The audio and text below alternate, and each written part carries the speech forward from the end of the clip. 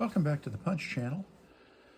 Well, today is January 10th, 2026, and what is it?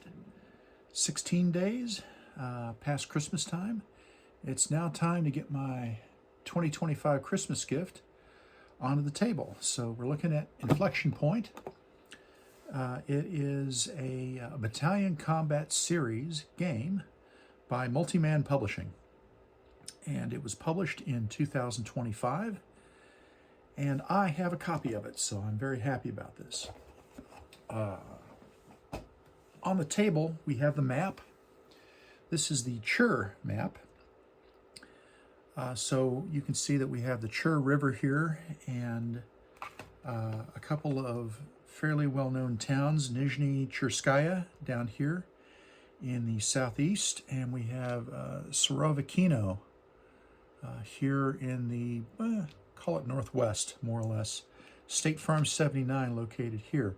So I'm about to put the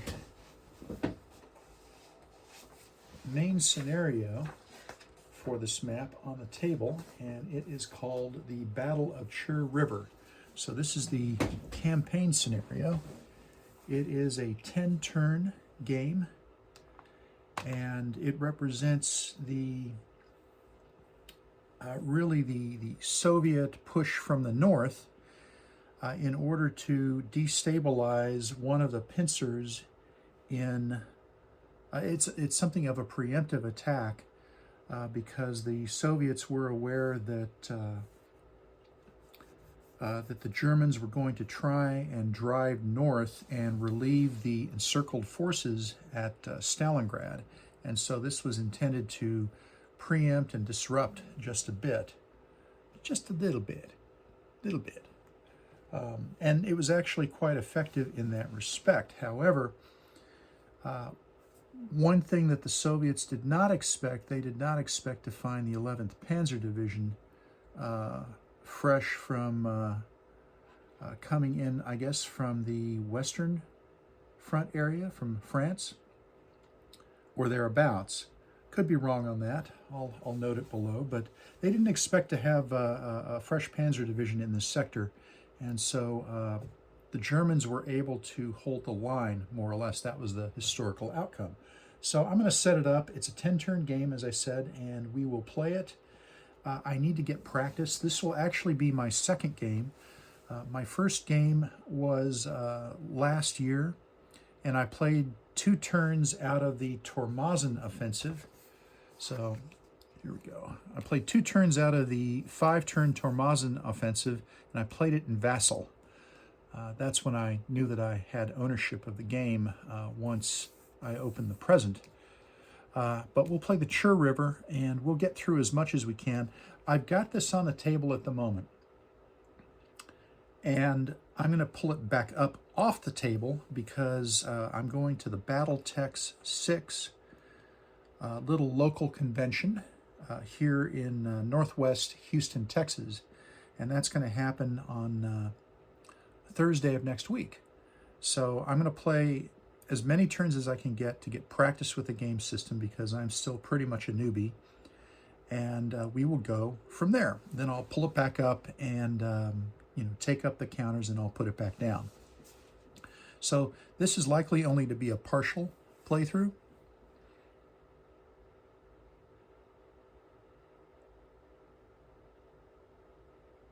But nonetheless, it's necessary. Sorry, I had a moment there when I thought, maybe I should play the Tormazin offensive instead, but I already have one of those. I'm already somewhat familiar with the dynamics involved in that smaller scenario, and even just the few opening turns, if I can get 2-3 turns, that would help me because I'm going to be playing the Battle of the Chir River at Battletex. Starting a week from today, as it turns out. Almost 7 days, almost to the, well, not quite the hour. It's a bit early in the morning for this. So I'm going to continue on with the Battle of the Chir River. Next, I will go through and do a setup. Okay, so as far as setup is concerned, I went through and I punched the counters for this last night. So here's our cast of characters. We have the We have the Soviet forces here, and they are generally laid out a division per 2 cells, 2 cells, 2 cells, and 2 cells here. 5th Met Corps gets 2 cells. Some of the smaller formations, 47th Guards, 3rd Cavalry, 3rd Cav Corps, and 258th Rifle Division, they only get 1 cell. So that's what's going on with the Soviets. And then for the Germans, it is much the same situation. So it fits rather nicely into 2 counter trays. And I've punched and in some cases clipped a few of the informational counters. Not all of them, as you can see, but we'll proceed from there. Okay, and I'll probably time-lapse this and get some timing data on it as well. So we'll see how this works, and we'll move on. I'll take a moment to show my table setup for this. As you can see, we have Inflection Point, the Chir River over here on the right of the table, and I've gone ahead and printed off the nice mats that are available to show some of the information for the various formations. Over here on the left-hand side of the table, well, we've got my camera, I suppose, mount. Mount's almost too, dignifies it a bit too much, but that's what I use. And then over here we have Armored Knights Case Blue Don Bend. So they both fit on the table at the same time, as you can see, and there is enough room, camera mount aside, to conduct operations on both maps. You can see that I have the map overlays drawn in here with some letter coding to assist with quick setup. So we'll see how that goes. But that is not for this week. We are definitely going to be entirely focused on the Chir. So setup will proceed momentarily.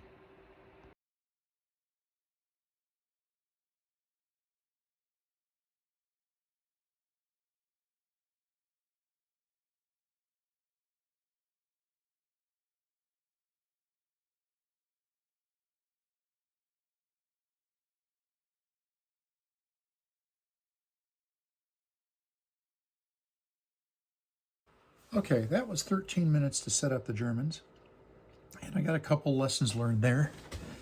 The first lesson learned, I think, would be maybe to set up the Soviets first, because they're coming in from the north. Their setups will be to the north, and I can use the space closer to me, closer to my body, in order to stage up the counters. I think that's probably a wiser thing to do. The other things that I'll point out are just a couple notes about dispositions. So we have Camp Group Adam over here, and note how the units near Rychovsky, they're a bit isolated, not horribly so, but just something to keep an eye on. Then we have, in the center, we have the 336th Infantry Division, and note that their primary locations are up here on the front line, but we have a couple of units back here, and they're not. This is interesting that this would be in this location, 10-7. Let me just reconfirm that location in case I nudge the counter. 10, yeah, right there. 10-7 for that battalion. That strikes me as, that's a really odd place to be. Further, let me confirm the location of the headquarters, 1308-678. So we're on a track. Just a fairly odd location to be, but I think what's going on here, let me see, I've got a ruler. This is imprecise because, well, it's not horrible. So if we wanted to see 8 hexes, right, this is 8.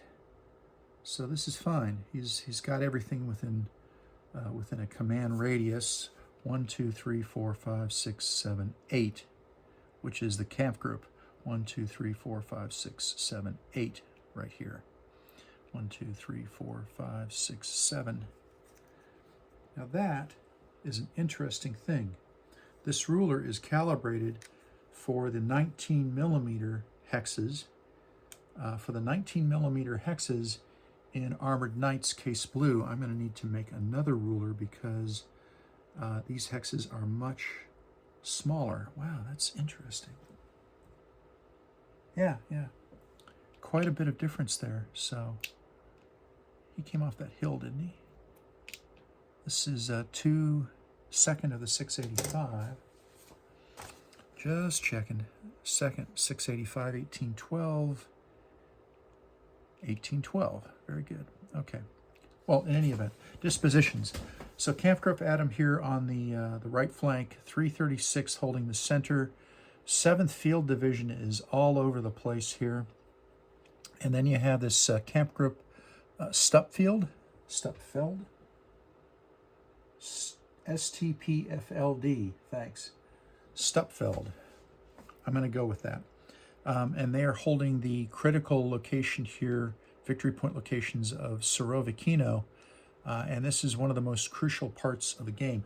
All these locations that have red stars on them are victory point locations. There's one over here too, in this sector. So it is important to hold those locations for the Germans, and important to take those locations, for the Soviets. So I would guess, final note here on the Germans, two notes rather. One is I would guess that these are straggling back to have been, per the rules of the game, they had been knocked off, which strikes me as odd. They've been knocked off map, which is the thing in this game, under certain circumstances, and they're coming back to the headquarters. That's one way. Or the 336th is just moving into position, and these units were straggling for some reason. Same thing with the field division here. I note that the headquarters units for the 336th Infantry and the 7th Luftwaffe Field Division are well back from the front line. So I think I would have to explain this as these units are coming onto the battlefield pretty much for the first time. So, last note. Down here I have this big stack, 11th Panzer Division, and I'm not entirely sure what I want to do with them. I need to put them on the board because they come in as, let's see, let me just confirm that. They come in on the 7th December, 42. That's the first turn. They come in as reinforcements, and they come in setup area C. So that allows me to bring them in here, here, and here. And so I'm not entirely sure about what I want to do here. I know that I had brought them in generally here when I was dealing with the other scenario, which was the Tormozin offensive that only uses the unmasked portion of the map. So that was a nice central location. They could run straight up the middle road here. And the Soviets had come down and pushed a bit, I think, in terms of starting location. I'm not 100% sure on that. Actually, I think the starting locations were pretty much the same. So we'll have to see. So I'm not sure what I'm going to do with these guys. I've got a lot of options, and I need to pick one or more in which to do it. I tell you what, these are reinforcements. I'm going to wait until after I've set up the Soviets, and then I'll do an examination of the Soviets and figure out where I'm coming in. Now, in terms of the headquarters units, the headquarters and the combat trains, I think, need to come in on one of these supply locations. It wouldn't do any good to put them on one. This is a track, and that's going to be disadvantageous from a supply, from a logistics point of view. And I have plenty of, I believe these are secondary roads in this area. So I can put them on one of these three locations, and that's going to properly constitute my MSR, main supply route. So that's what I'm thinking at this point. Really, he's there. Go figure. Okay, so we're going to go on to the Soviets, and we'll continue.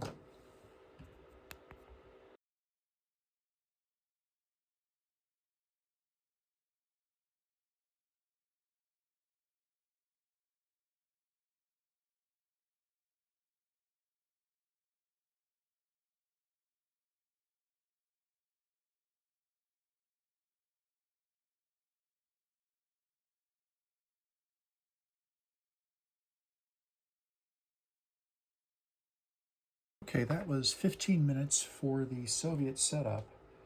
So a couple of observations. One, I had gotten one of the German units wrong. That was this notation here. And so that was easy enough to fix. So I'll just move those around a bit. Okay, so the Soviet dispositions are the 7th Tank Army in the green is mixed in with the 258th Rifle Division. Their headquarters are here, co-located. Their combat trains are co-located. They're in a bit of a mess. To the west, we have a fairly weak 3rd Cavalry, 3rd Guards Cavalry Division, which strikes me as funny just a bit. I know that the Guards infantry divisions, the Guards divisions, were converted airborne units. Now this is a Guards cavalry. I'm sure that they didn't come, obviously they're cavalry, they didn't come from an airborne tradition, although the idea of dropping horses out of airplanes, you know, put a Cossack with a saber on top of a horse and parachute the both of them out the back of an Antonov something or other, that strikes me as being a bit funny, but no, just no, that's not how that happened. All right, here we have 1st Tank. Is this 1st Tank Army or 1st Tank Corps?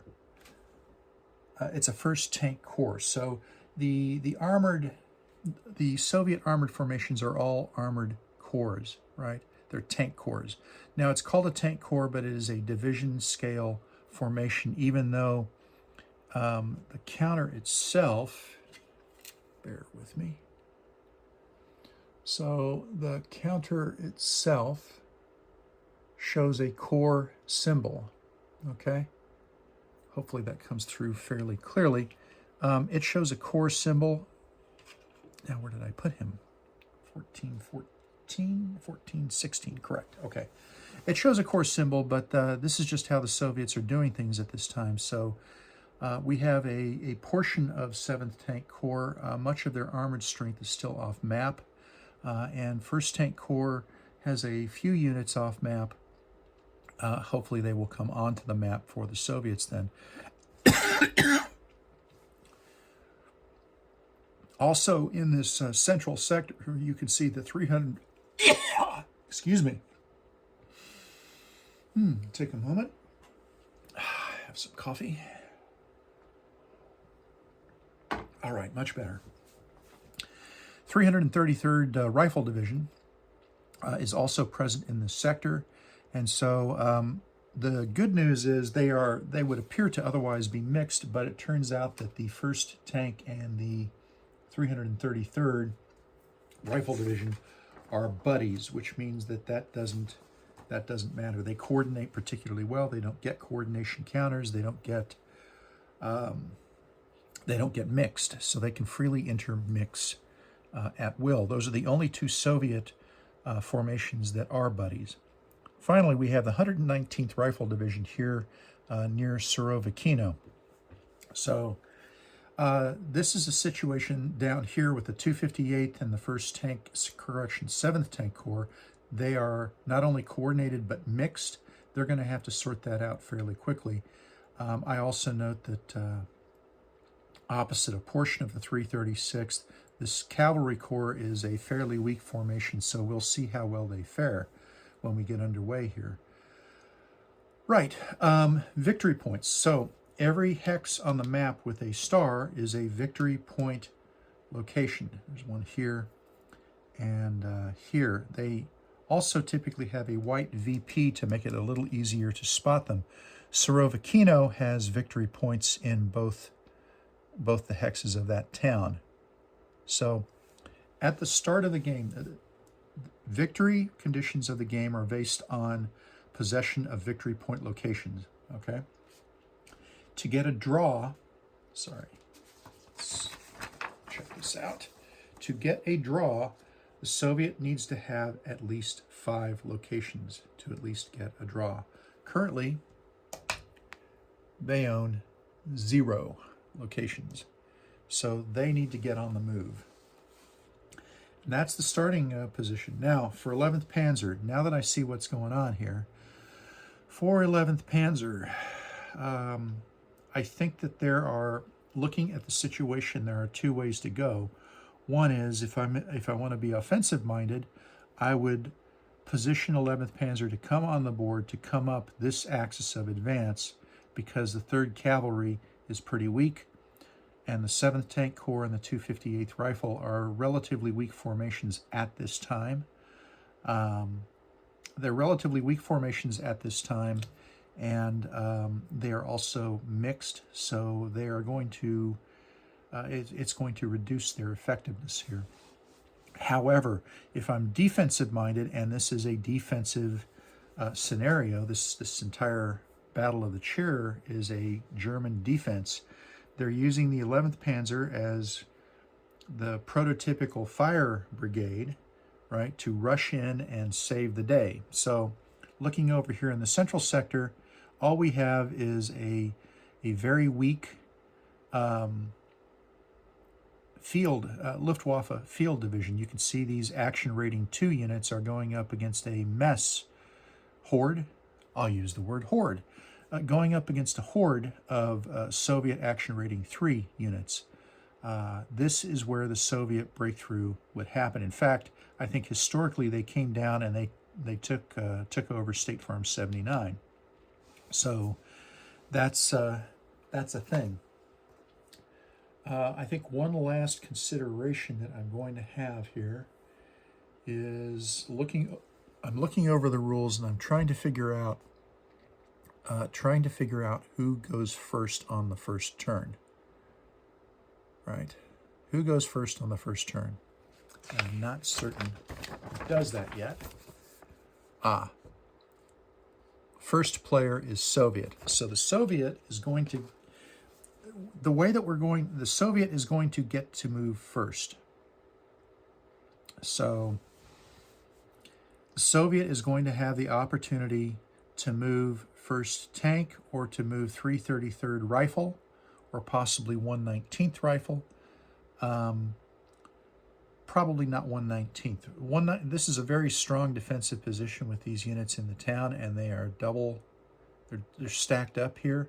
I played on my Vassal game, and this is a tough nut to crack for the 119th. They take a lot of step losses trying to basically slam the wall. I think the appropriate thing to do here is to come down with 333rd, cut through the 7th Field Division, come over and cut the supply line, because this is a supply location. I don't know the correct terminology. Apologies to the game designers. I will learn the correct terminology, but if they can cut this road, then Stupfield is basically not, they're going to have major supply issues, and that's going to have a fairly immediate and negative effect, and will compromise the defense of this town. So I think that's the pretty obvious plan here, and you can see the concentration and the correlation of forces here.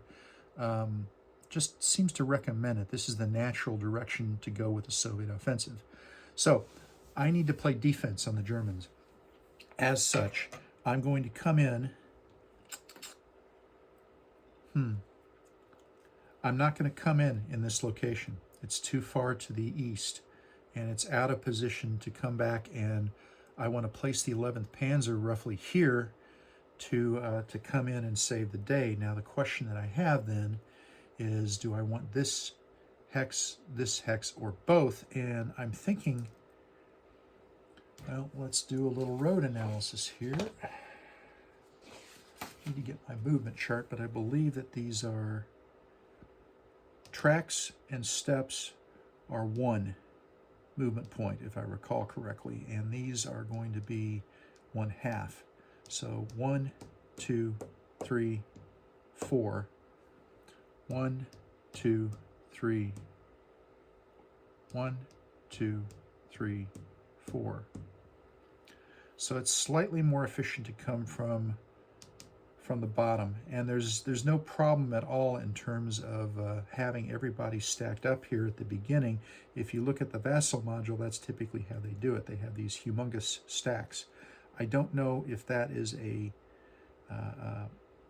typical thing for this, but we'll go with that. So also, this is something equivalent to what I did in the Sunday drive, although in the Sunday drive, I took the best route, the best contiguous route of good roads, and I think I came up through Nizhny Chirskaya and went over to Surovkino, where I had to break off the secondary road here and take a track across the river and then proceed forward. So, but in this case, I'm going to come up here through State Farm 79.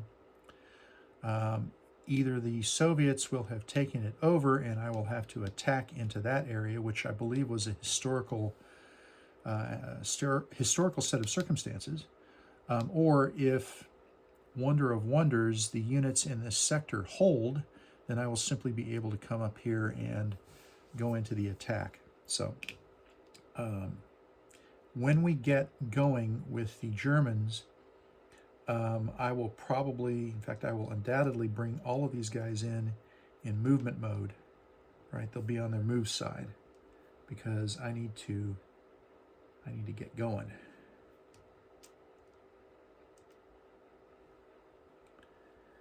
And we'll do pretty much that. So we'll just flip everybody over that we're ready. If I recall correctly, the rule for combat trains and for headquarters, that they are considered to be optimum distance on the turn of entry. I will confirm that as well. So this constitutes our setup, and we are now ready to begin to play. The Soviet, of course, will be the first player to move. So the way that I'm going to do things, you'll note that the chits, so these are unit chits, yeah? And there are a couple of different variations in having the next formation to move being chosen by some chit draw mechanism. What I'm going to do instead is I'm going to do, I think the base rules are I go, you go, right? Which is the first player chooses, explicitly chooses a formation, does not randomly select. So I'll choose a formation, then the Germans will choose a formation, then the Soviets, and so on and so forth. Note that at the start here, we're going to have 5 formations versus 1, 2, 3, 4, 5, 6. So at the end of each turn, the Soviets will get to do 1, 2, 3, 4, 5, 6. Alternate. 1, 2, 3, 4, 5, 6. The Soviets will always get the last move. So just something to think about here. And additionally, they bring in 2 reinforcing formations, and so they will go from having the last move to having the last 3 moves with this sort of I go, you go formation selection mechanism. So that's interesting. But I believe that's how my opponent coming up next Saturday is going to play the game. I will inquire and lock that down. I think locking down all of the optional rules that my opponent wishes to play is going to be fairly important.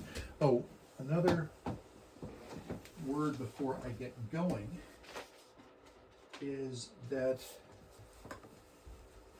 I will be playing orders. So let me just set that up. I'm going to be playing orders because my opponent has requested a game with orders. I had previously on Vassal played orders. I find it to be, it's interesting. Orders are thought-provoking. Well, with orders, basically, before you start making moves, you set up, at the beginning of the turn, you set up an order for every formation so that when their activation comes, they do their activation, they do their snafu roll, but then they must conform to whatever orders you gave them. The orders are basically a handful a small handful of options. They can go prepared defense, they can go fatigue recovery. You can give them a headquarters move order, which utilizes these march objectives, right? And that is directing your headquarters and thus your formation to move. Suppose that I wanted to move to State Farm 79, and that's a very likely starting move, that I would have 11 Panzer move up to State Farm 79. If you can place a march objective pretty much anywhere on the board that you want, as I understand it. You can do it behind enemy lines. If you wish, you could do it on top of an enemy unit. That's perfectly fine. A normal objective, for which I will use these X counters. These are, I would call them KTX, but I made them myself off my 3D printer. They're meant to be the same as the KTX. Typically, you're going to place an objective, not a march objective, but an objective. It will either go on I believe it's a victory point location. It has to be on a victory point location, or it has to, or maybe a town. Again, I will look it up, perhaps as I play. Or it must be on an enemy unit. And that guides and constrains the efforts of your formation for that turn. So that'll be fun. So we're about to get going, and hope you enjoyed it. Really, that's about all I have to say for this setup. This has been a setup video, and the total time of setup has been around, grabbing the counters out, because I pre-positioned some of these counters. I'm not going to include the time that I spent clipping. I clipped the units last night, watched some YouTube videos on BCS, of course, and was clipping these counters with my, thank you Santa, thank you Mrs. Claus, with my Oregon Laminations 2mm clipper, counter clipper. So I would say that it took me about 40 minutes to set up. So now, talking about, do a little after action review on my setup. I think I already mentioned the idea of set up the Soviet units first, right? That way, as you're facing the table, you can stage your units into this open area here. So all the Soviets, stage them here and put them where they need to go, right? And then with the Germans, you can do the same thing. Stage them here, put them where they need to go. So that's a lesson learned. Also, the units tend to come out in some form of numerical order, right? So you'll notice that, here's an example, the 119th Rifle Division. Once you get past the headquarters and the combat trains, all of the units are being deployed in numerical order. First to the 365th, second to the 365th, third to the 365th, the 365th Regiment before the 421st, before the 634th, right? So I think that within the counter trays, staging them up so they come out of the counter trays in the order in which you wish to deploy them, that will save, for something like this, it might save a minute or two, simply because you can lay them out in the order and then rapidly I found myself going down the list. I did have them more or less in numerical order, but not always. The other thing would be to put them in order. So let me point out. When I started pulling the counters, I started pulling from the right side, and that was not the best way to go. I should have pulled from the left side. I also should have staged up the counters so that instead of going horizontally, which I was doing, the 119th occupied these two cells, I should have gone vertically. That would have allowed me to basically do this number, which means that I could, for example, I could dump, right? I could dump a stack. It would tend to get things out of order, but I think I could save another 30 seconds or so.